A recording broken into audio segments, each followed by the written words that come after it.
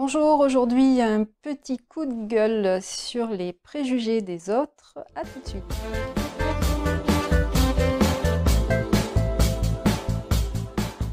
Alors c'est sûr, personne n'aime être jugé de façon souvent négative. Les jugements, ils sont gênants quand ils sont négatifs. Quand ils sont positifs, on est tout à fait content de les recevoir.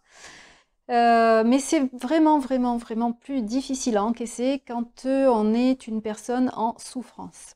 Alors, la souffrance ne se voit pas forcément, certains handicaps ne se voient pas non plus.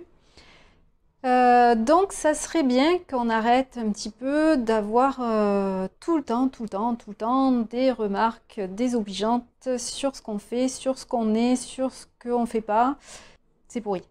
Et oui, effectivement, je ne suis pas l'autre, je ne sais pas ce qu'il pense, je ne sais pas ce qu'il ressent, je ne sais pas ce qu'il a vécu.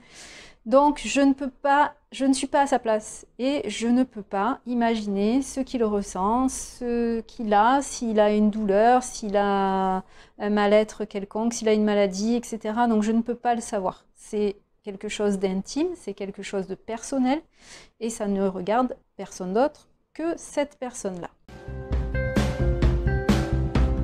Quand une personne un peu jeune ne se lève pas pour laisser sa place à une personne âgée dans un bus ou dans un train ou autre, ça va être mal perçu. On va dire que cette personne jeune est mal élevée, alors que si ça se trouve, elle a un handicap ou elle a une douleur qui justifie le fait qu'elle garde sa place assise.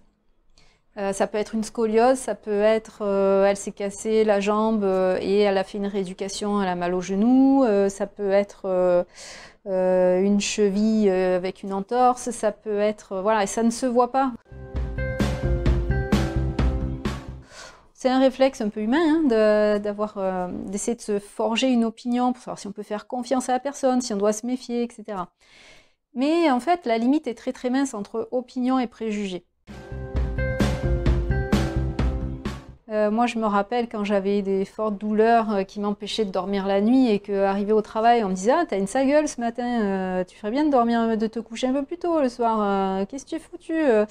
Ouais, alors c'est pas super sympa de nous rappeler qu'on a une sale gueule au réveil parce que on a super mal dormi et qu'on a mal partout. Donc effectivement, je fais pas exprès de mal dormir, ça ne m'arrange pas d'avoir une sale gueule le matin, c'est pas un fait exprès.